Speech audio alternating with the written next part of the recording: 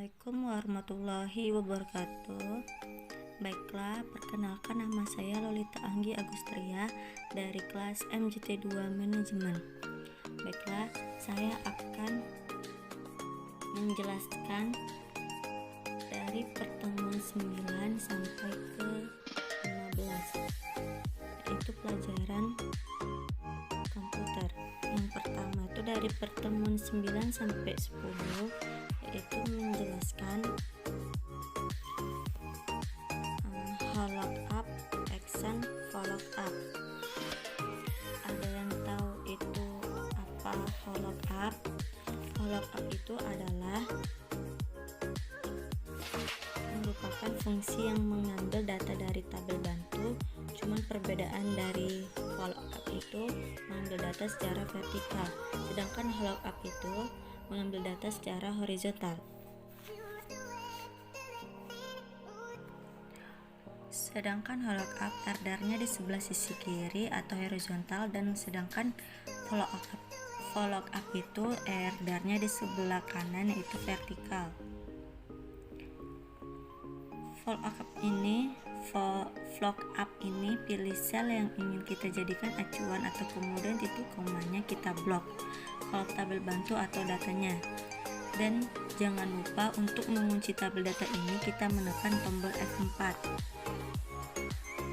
Terus itu kita tekan tombol F4 ini sebanyak 1 kali, maka otomatis tertera tringsnya seperti ini.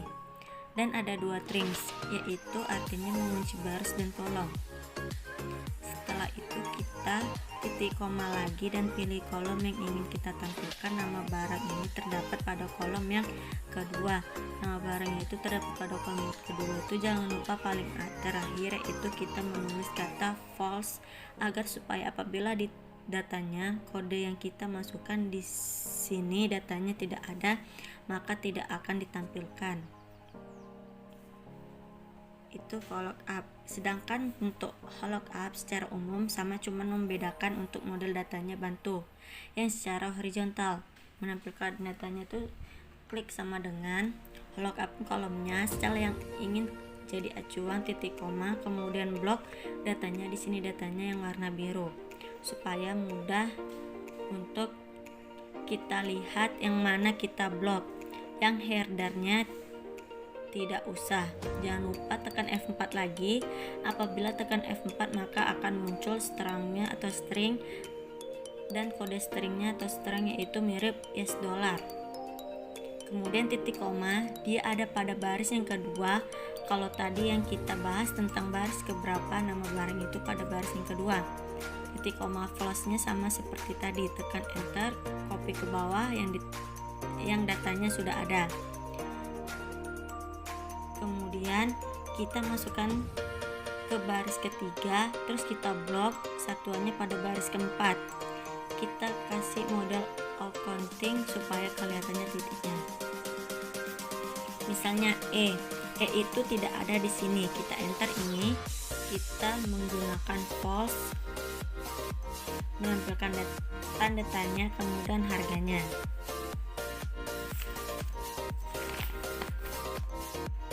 Nah, ini contohnya dari materi tersebut. Nah, ini contohnya.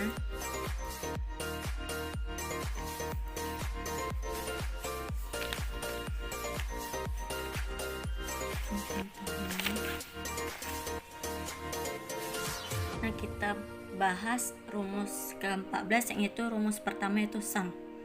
Sum fungsinya itu adalah digunakan untuk menjumlahkan data pada range.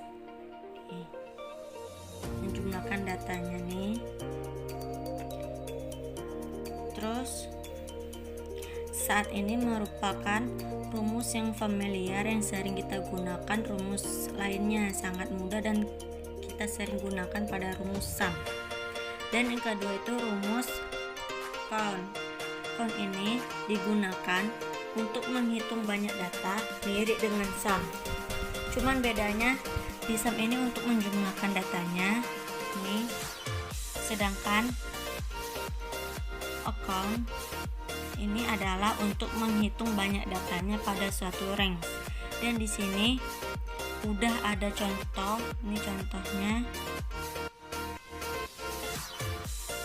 Ada banyak mahasiswa, kumpulan data ini terdapat yaitu 7 mahasiswa.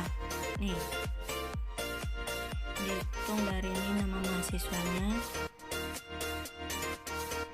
dan terdapat banyak mahasiswanya itu adalah 7. Yang kedua, rumus ketiga tuh average.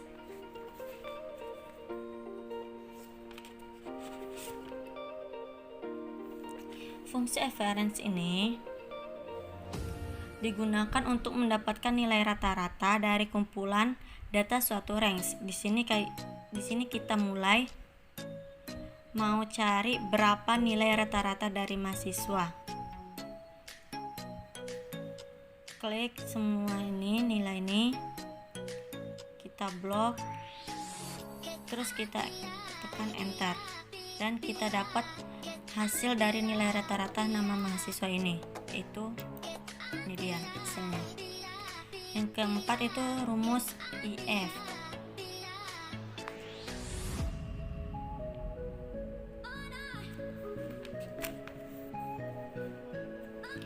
Rumus IF ini fungsi logika pada Excel yang memudahkan kita untuk mengambil suatu pernyataan berdasarkan bandingan tertentu. Sering kita jumpai pada pengolahan data berhubungan dengan perbandingan kondisi pada suatu sel, dan ini data pada suatu tabel yang ingin kita dapatkan nilai predikatnya di mahasiswa. Perbandingan nilai yaitu 90 sampai 100 predikatnya A, nilai 61 sampai 89 predikatnya B, 0 sampai 60 predikatnya C. Yang kelima itu rumus sum if. Sum if ini untuk menjumlahkan nilai dalam satu rentang yang memenuhi kriteria yang kita tentukan. Misalnya jumlah nilai dari hasil laki-laki kita jumlahkan, terus berapa total nilai laki-lakinya itu adalah 434, sedangkan hasil nilai total perempuan ini kita jumlahkan ini itu totalnya 180. Rumus yang keenam yaitu count if. Count if ini adalah untuk mencacah atau menghitung jumlah sel berdasarkan pada syarat atau kriteria. Sama juga kita menentukan jenis kelamin itu berapa totalnya. Ada 1, 2, 3, 4, 5. Banyak mahasiswa laki-laki itu adalah 5, sedangkan banyak mahasiswa perempuan itu adalah 2. Nah, benar kan? Dan inilah contoh rumus yang ke-7.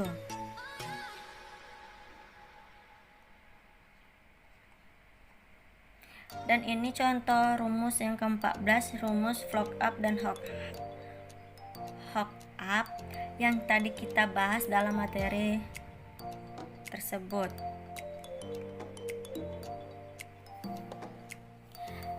Oke, kita akan lanjut ke materi pertemuan 11 sampai 12 yaitu Microsoft Word. Yaitu tentang cara membuat laporan keuangan dari Microsoft Excel atau Word. Nah, cara membuatnya itu pertama membuat saldo dalam tabel laporan keuangan secara otomatis sama dengan IF atau OR, klik kolom masuk yang ada di tabel atau tandanya gini ya. Terus kita klik kolom keluar yang ada di tabel ini. Terus kita klik kolom saldo yang ada di tabel, klik tambah, klik kolom masuk yang ada di tabel klik kurang, terus klik kolom keluar yang ada di tabel. Dan di sini ada fungsi OR yang artinya jika kolom masuk atau kolom keluar kosong, maka akan menjalankan fungsi fase pada if. Tapi seandainya terisi, maka akan menjalankan saldo awal masuk atau kolom keluar. Yang kedua itu membuat border secara otomatis menggunakan fungsi conditional formatting atau blok kanan, blok kolom, dan baris yang ingin dibuat conditional formatting. Klik conditional formatting, klik new ref, klik use a formula to determine which cells to format, klik format values where this formula is true, atau lalu muncul new formatting rule. Apabila klik tanggal akan terbentuknya border secara otomatis. Nah, kita masuk ke pertemuan 14-15, yaitu Microsoft Excel membuat data.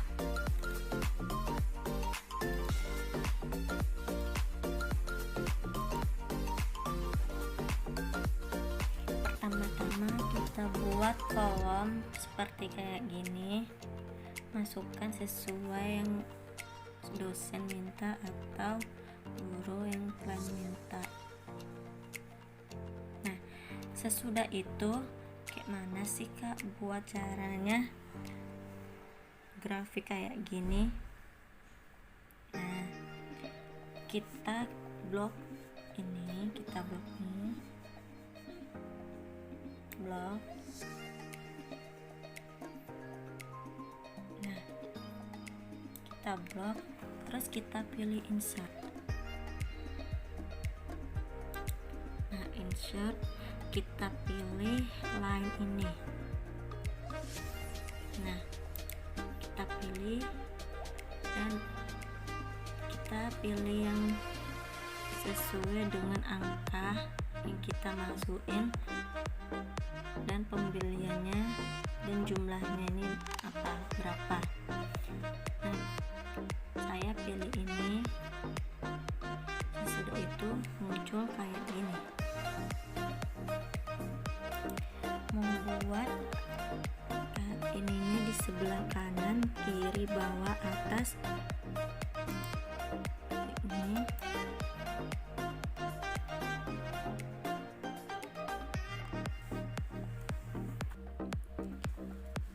klik ini kan, terus kita klik rata kanan. Nah, sesudah muncul kayak gini, kita pilih format legend. Nah, muncul kayak gini. Nah, dia ini berada di atas, top ini atas, bottom ini bawah, left ini kiri, break ini kanan, dan top ini atas ke kanan. Nah, sesudah kita pilih sesuai yang kita inginkan, klik nih. Nah, kalau kita mau ngasih kata tengah sama ngasih mewarnain tabel tersebut, kita semua klik ini, kita blok,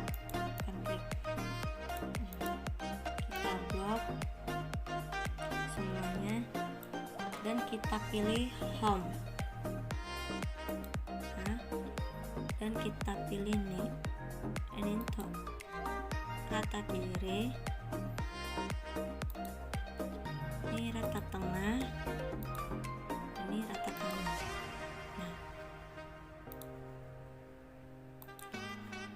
kita blok lagi untuk ngapain warna, kita blok. Nah, kita blok nih, terus kita pilih klik home lagi, pilih. Nah, nih untuk warna Jadi klik yang ini untuk warnain. Kalau ini untuk angkanya nih. Baiklah, sekian pembahasan dari pembelajaran materi tersebut. Apabila saya ada kesalahan atau kurang dari yang saya bahas dari materi tersebut, saya minta maaf. Assalamualaikum warahmatullahi wabarakatuh.